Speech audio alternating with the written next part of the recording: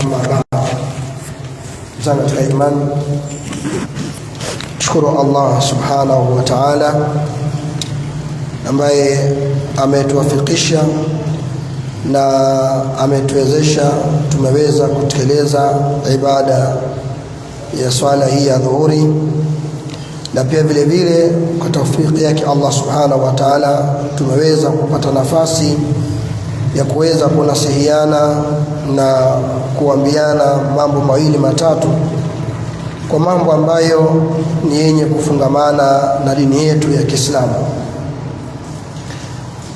Alhamdulillah, kwa tawfiki yake Allah subhanahu wa ta'ala tumeweza kuingia katika mwezi wa Muharram, mwezi wa kwanza katika miezi 12 ndani ya kalenda ya Kiislamu, mwezi ambao ndani yake kuna mambo mengi. Kuna mambo mengi sana ambayo yanapatikana katika mwezi huu, mwezi wa Muharram. Huu ni mwezi katika miongoni mwa miezi 12 ambayo Allah tabaraka wa taala ameieleza ndani ya Qur'an kwamba Allah subhanahu wa ta'ala ameweka miezi 12 katika mwaka, kama mwenyewe subhanahu wa ta'ala alivyosema katika Qur'an kwamba katika mwaka kuna miezi 12, na Mtume sallallahu alaihi wasallam akaifafanua na akaieleza miezi hiyo, na Mtume sallallahu alaihi wasallam pia akaeleza katika hadithi ya Abi Bakrata عن النبي صلى الله عليه وسلم قال إن الزمان قد استدار قيهاته يوم خلق الله السماوات والأرض السنة 12 شهرا. Hakikazama katika mzunguko wake toka ambayo siku aliumba Allah mbingu 7 na ardhi, mwaka ukiwa na miezi 12, miongoni mwa hiyo kuna minne mitukufu. Kwa hiyo mwezi wa Muharram ni moja katika miezi 12 ambayo inapatikana katika mzunguko wa mwaka. Katika mwezi huu kuna mambo mengi ambayo yanayojitokeza na ambayo yanayopatikana. Kuna ambayo ni ya uzushi, mambo mabaya kabisa yanayokuja kuvuruga Uislamu, mambo yanayokuja kuvuruga mafunzo ya Mtume sallallahu alayhi wa alihi wasallam, na kuna ambayo ni mazuri ambayo yamekuja kutupa fursa sisi na nafasi ya kuweza kuyafanya ili tuweze kupata fadhila na thawabu kwa Allah tabaraka wa taala. Katika hayo mazuri tufahamu kwamba mwezi wa Muharram ni mwezi bora na ni mwezi mtukufu miongoni mwa miezi mitukufu, kama alivyosema Mtume sallallahu alayhi wa sallam, minha arba'atun hurum. Miongoni mwa hiyo miezi 12 kuna miezi 4 mitukufu, 3 mutawaliyat, mitatu imefuatana, ambao wa kwanza ni Dhulqaada, wa pili ni Dhulhijja, na watatu ni Muharram ambao ndio tuko nao, na mwingine umejitenga ambao ni Rajab, upo baina ya Jumada wa Shaaban. Kwa hiyo ni mwezi ambao ni mtukufu na ni mwezi bora, kama alivyosema Mtume sallallahu alayhi wa sallam, akasema katika maneno yake matukufu kwa hadithi ya Abi Hurairah, katika hadithi ambayo amepokea Imam Ahmad fi musnadihi wa Muslim fi sahihi katika kitabu siyam, anasema Mtume sallallahu alayhi wa sallam, afdalu siyam ba'da ramadhana shahrullahi al-muharram, bora ya funga baada ya mwezi wa Ramadhani, yani funga iliyokuwa bora baada ya Ramadhani. Baada ya Ramadhani kuna sita, baada ya Ramadhani kuna Arafa, kuna zile siku nyeupe, kuna Jumatatu na Alhamisi. Akasema Mtume, afdalus siyam, bora ya funga baada Ramadhani, baada ya Ramadhani ni funga inayopatikana katika mwezi wa Muharram. Na hii ni kuonyesha ubora wake na utukufu wa huu mwezi, kwamba funga ndani ya mwezi huu wa Muharram ni bora baada ya funga ya Ramadhani.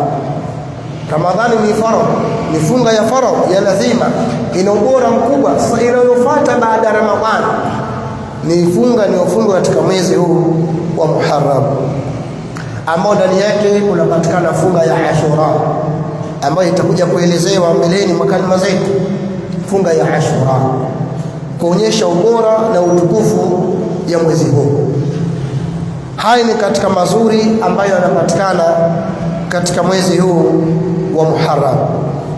Lakini katika yale ambayo ya utata na ambayo ni mabaya, ambayo inakuja kuvuruga na kuichafua dini ya Allah tabaraka wa taala, ni kwa sababu huu Muharram ni mwezi wa kwanza kwa mzunguko wa kalenda ya Kiislamu. Ni mwezi wa kwanza katika mzunguko wa kalenda ya Kiislamu. Kwa sababu ni mwezi wa kwanza ambao ni mwaka mpya unaingia ndani ya huu mwezi wa Muharram, wakatokea watu wakaweka utaratibu ambao kwamba ma anzala Allahu biha min sultan, wakaweka utaratibu ambao Allah tabaraka wa taala hajautolea muongozo, wama arshadahu rasul, wala mtume hajawekea uongofu wowote, wala sahaba alkiram, wala masahaba wao wenyewe ndio walioanzisha huo mwaka. Masahaba radhiyallahu anhum katika utawala wa Umar bin Khattab ndio walioanzisha huu mwaka wa Kiislamu. Wao pia wenyewe walioanzisha huu mwaka hawakuweka utaratibu huo, wala Allah tabaraka wa taala ambaye kaumba miezi 12 katika mwaka na akatenga minne katika hiyo kwa ni mitukufu, hajaweka utaratibu huo. Wala Mtume sallallahu alayhi wa sallam ambaye yeye ndiye ambaye Allah alisema kwako wewe Muhammad tunateremsha kitabu litubayyana linnasi ma unzila ilayhim, ili wewe uwabainishie watu yale ambao walioteremshiwa. Pia yeye hakuweka utaratibu huo. Wakatokea watu katika watu wakaweka utaratibu wa kusherehekea mwaka mpya wa Kiislamu, mwaka mpya wa Kiislamu. Lakini wameona wapi? Kwa sababu Allah anawaambia waumini, laqad kana lakum fi rasulillahi uswatun hasana. Allah anawaambia waumini, anawaambia waislamu, laqad kana lakum, imekuwa kana laqad. Watu wa lugha wanajua qad ikija mbele ya fi'il madhi inakuwaje, ni kwamba ni kitu ambacho kishakuwa hakina shaka, hakina mapungufu. Laqad kana, na Allah kaanza na lam ya taukidi, ya kutilia mkazo, hakika ishakuwa kwa mtume wa Allah kwenu kwamba ndiyo kiigizo, mumuige yeye.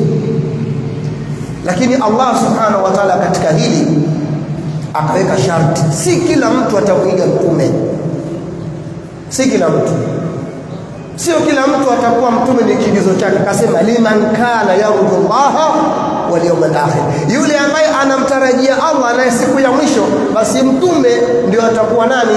Kiigizo chake sallallahu alaihi wasallam. Ama yule ambaye kwamba anaitarajia dunia na si mwenye kutaraji kukutana na Allah kumlipa anachokifanya, yeye mtume hawezi kuwa ni kiigizo chake. Kiigizo chake ni hawa zake, in yattabi'una illa dhanna wama tahwa al-anfus, hilo tu, hawatofuata isipokuwa ni dhana na vile ambavyo vinavyochochewa na nafsi zao, ndio vitakuwa wao ndio viigizo vyao. Lakini wale ambao wanamtarajia Allah, wanataraji kukutana na Allah, na wanaitaraji siku ya malipo ipo na watalipwa, basi mtume atakuwa ndio kigizo chao. Kwa hiyo hata Mtume sallallahu alaihi wasallam hakuweka utaratibu wa kusherehekea mwaka mpya, wala hakuweka utaratibu wa kusherehekea tukio lolote zaidi ya Idi mbili ambazo Mtume sallallahu alaihi wasallam alipofika Madina aliwakuta watu wana taratibu zao, wana ada zao, wana kawaida yao, wana sikukuu zao zipo, wanasherehekea. Lakini akawaambia qad badala Allahu bihima, Allah subhanahu wa ta'ala, au kama qala sallallahu alaihi wasallam, amewabadilishia siku bora zaidi ya kusherehekea na kufurahi. Ameshabadilishia hiyo, achaneni nayo, chukueni ile ambayo Allah aliyowapeni, na siku zote unachopewa na Allah ni bora. Wala sawfa yu'tika rabbuka fatarda, na atakupa Mola wako utaridhia. Al-ibratu bi umumi lafzi la bi khusus sabab, jambo la khairi ambalo Allah anakupa ni bora zaidi kuliko ile ambalo kwamba unalitangulia mwenyewe. Ndio maana akawaambia Bani Israili, atastabdiluna billadhi, kama aya ilivyosema, hivi nini mnataka mbadala wa kitu ambacho ni duni kuliko kile bora ambacho Allah akakupeni? Kwa hiyo Allah amekupeni siku bora za kufurahi na kusherehekea, Eid al-Fitr na Eid al-Adha. Eid al-Fitr na Eid al-Adha ni Eid za kufurahi, za kula na kunywa na kupata mapumziko mafupi. Allah amewekeni hiyo. Kwa hiyo Allah amewabadilishia na amewapa siku bora zaidi za kufurahi. Sasa kuna watu kwa sababu tu ya kuacha kumwiga mtume na kuacha kupita njia waliopita waumini, kama Allah alivyosema, yule ambaye kwamba atakayeacha njia ya waumini mibadi ma tabayyana huda, baada kubainikiwa na uongofu ushakuja kwamba hii ndio uongofu na hii ndio njia ya waumini, lakini akaiacha, wayatabi ghaira sabil mu'minin, na akaifuata njia isiyokuwa ya waumini, isiyokuwa njia ya maswahaba, yeye ndio akaifuata, akafanya ndio njia yake hiyo. Allah anasema walihi matawalla, basi tunamfanikishia huko, tunamfanikishia alipoelekea, wanaslihi jahannam, lakini huyo tutamfikisha katika moto wa jahannam, wa saati masira, au kama qala azza wa jalla, na mafikio mabaya. Kwa hiyo mtu akaacha njia ya waumini akafata njia ya wasiokuwa waumini. Njia gani? Aliyesema Mtume sallallahu alayhi wasallam, la tattabi'anna sanana man kana qablakum, mtafata tu nyinyi njia ya waliopita kabla yenu, nyinyi mtaifuata tu. La tattabi'anna, mtafata tu nyinyi njia ya waliopita kabla yenu, khudda bil khudwa, hatua kwa hatua, shibri kwa shibri, hatua kwa hatua, hata lau dakhalu, mpaka lau kwamba wataingia katika shimo kama ni la kenge, basi na nyinyi mtaingia nao. Wakati anayasema maneno haya Mtume sallallahu alayhi wa sallam, masahaba wakauliza, al-yahudi wan nasara ya Rasulullah, unakusudia watu ambao tutapata hatua zao hatua kwa hatua mpaka lao wataingia kwenye jishimo tutaingia nao na sisi, unakusudia ni mayahudi na manaswara? Mtume akasema, faman, hasani akina nani kama sio hao? Na hao ndio ambao wanaigwa sana na baadhi ya watu katika Uislamu. Kusherehekea kuzaliwa Mtume wameiga kwa Kristo, wanasherehekea kuzaliwa kwa Yesu. Kusherehekea siku ya kuzaliwa wameiga kwa Kristo na Mayahudi, ndio wanao kwenye sherehe hizo. Katika dini yetu hakuna sherehe za kuzaliwa, hakuna birthday, hakuna vitu vya haramu, viko nje na muongozo wa Mtume sallallahu alaihi wasallam, lakini watu wanavifanya kwa sababu wamewaiga Mayahudi na Manasara. Na hivyo siku za kusherehekea mwaka mpya vile vile nao pia wameona wanashindwa, wanaona kwamba wenzao hao ambao ni wenzao wanaona kwamba wanafaidi katika kuwaiga wenzao, katika kuwaiga wanaona kwamba wanafaidi. Kwa hiyo ule utamu wasibaki na wao tu, na sisi tupate utamu vile vile wa kusherehekea siku ya mwaka mpya. na wao nao wameweka utaratibu wa kusherehekea mwaka mpya. Kule Zanzibar wamepitisha tayari, serikali hizi ambazo wenyewe wanasema hazina dini, serikali ambazo hazina dini wameomba, wamekubaliwa, kwa wameweka utaratibu wa kusherehekea mwaka mpya. Na huku bara napo unakuta mashehe baadhi yao wanaminyana sasa hivi, wanatumia nguvu kwamba na rais na sisi atupe siku hii ya kupumzika kwa ajili ya mwaka mpya. Ni vitu ambavyo vinakuja katika dini yetu. Hakuna siku ya kupumzika, hakuna siku ya mapumziko katika dini yetu. Hakuna siku eti ni ya mapumziko, hakuna kufanya kazi, hakuna hicho kitu. Allah tabaraka wa taala amewaambia watu, idha nudiya lisalati yawmil jumaa, muadhini na muadhini kwa ajili ya swala ya Ijumaa, fas'au ila dhikrillah, kimbilieni kumtaja Allah, wadharu bai'a, na maana mlikuwa katika kazi zenu, mlikuwa katika shughuli zenu, acheni sasa, nendeni mkamtaje Allah. Fa idha qudiyat salatu, sala ikiisha, leo ni mapumziko, nani kakwambia? Fantashiru fil ardh wabtaghu min fadlillah, nendeni kaendelea kazi zenu, mtafute fadhila za Allah. Kwa hiyo hata hiyo siku yoyote ambayo Eid al-Fitri au Eid al-Adha sio siku ya mapumziko, kwamba eti hakuna kazi, hakuna kitu kama hicho. Lakini yote ni nini? Kuiga kwamba wama bwana wana siku ya mapumziko, wanaitukuza ile siku, na nyinyi mkiitukuza hiyo siku kutahitajika dalili. Holiday inabidi mtoe dalili kwenye Qur'ani na Sunna kwamba siku hii itakayo itukuzwe, kama ambavyo dalili zipo na Qur'ani na Sunna kwamba hizi siku ndio zitukuzwe: Eid al-Fitr, Eid al-Adha, Jumaa na siku nyinginezo ambazo zimekuja kuelezwa kutukuzwa. Lakini watu wanaiga,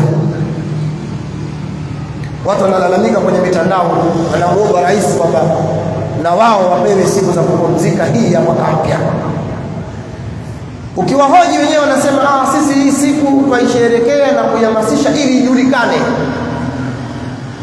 Siku haijulikani kwa watu kushereheka wala kwa watu kuacha kwenda makazini. Siku inajulikana, tarehe inajulikana kwa kuingizwa kwenye mfumo wa maisha. Ikiingizwa kwenye mfumo wa maisha inajulikana, kama ambavyo inajulikana katika nchi nyingine kama Saudi Arabia. Ni tarehe ambayo ipo ndani ya mfungo ya kuendesha nchi, inafahamika tarehe hiyo. Hata tukisoma historia za wanazuoni tuambiwa huyu kazaliwa mwaka fulani hijri, hata kama utataja mwaka miladia, lakini unakuwa ni wa mwisho, wa kwanza nataja hijri. Kwa hiyo tarehe kujulikana na kuwa na nguvu na kufahamika ni kuingizwa ndani ya mfumo. Iingizeni tarehe kwenye mfumo wa maisha yenu, uone kama itajulikana. Pokeeni mishahara kwa kutumia tarehe hiyo ya hijri. Wekeni hivyo. Si mna vituo vyenu Waislamu, mna mashule yenu, mna madarasi zenu, mna vitengo, mna taasisi zenu. Wekeni mishahara katika miezi hiyo, kwamba watu wanapokea posho zao, mishahara yao, stahiki zao kwa kufuata mwezi wa hijri. Afu muone kama hautoingia katika kujulikana na kufahamika. Lakini kuweka siku moja kusherehekea na kupumzika, huo ni uzushi na ni kuanzisha kitu katika dini kuja kuiharibu dini ya Allah tabaraka wa taala. Kwa hiyo hii ni katika miongoni mwa majanga ambayo yanayopatikana katika huu mwezi wa Muharram, watu kusherehekea mwaka mpya. Madai yao makubwa kwamba huu mwaka uweze kujulikana, uweze kufahamika.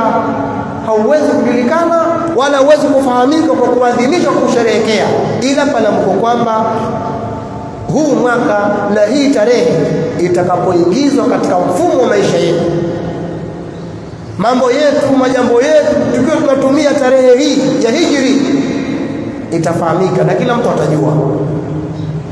Mwalimu akiingia darasani andika tarehe ya hijri. Kwenye mambo yetu yote ya Kiislamu tunatumia hijri, tuone kama haitofahamika. Itafahamika na itajulikana. Na tukiingia mikataba na watu lazima tutumie tarehe hiyo, hata kama hiyo nyingine itakuwa chini pale, lakini ya kwanza iwe hiyo. alafu ile nyingine ya miladi iwe ya chini kabisa ya mwisho kama vile tu, kwa sababu hapa naifahamu maizoea ikae kama hivyo, lakini yenyewe haswa iliyotambulika inayofahamika kwenye miamala yetu iwe ni hijri. Hapo ndio tafahamika tarehe, lakini si kwa kuweka makongamano, kwa kuweka watu siku ya kupumzika, siku kufanyaje. Hiyo siku imeshapita, ndio imepita, hakuna anayejua tena. Mkizaa watoto wenu muweke tarehe zile za hijri. Huyu amezaliwa mwaka 1448 Muharram tarehe 2 au tarehe 1, iwe hivyo. Alafu muone kama tarehe itasaulika, alafu muone kama tarehe haitojulikana. Lakini kwa kusherehekea siku moja hiyo haitofanya chochote, bali mtaleta uzushi katika dini na mtaleta uharibifu katika dini. Kwa hiyo moja kati ya majanga makubwa yanayopatikana katika mwezi wa Muharram ni watu kuhusisha mwezi huu na sherehe za mwaka mpya, kwamba huu ni mwaka mpya wa Kiislamu, lakini katika dini yetu hakuna sherehe za kusherehekea mwaka mpya, uwe wa Kiislamu ama usio wa Kiislamu.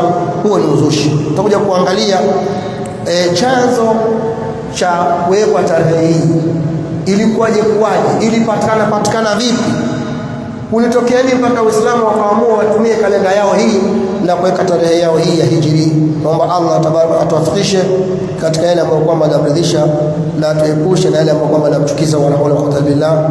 Wassalamu alaykum wa rahmatullahi wa barakatuh.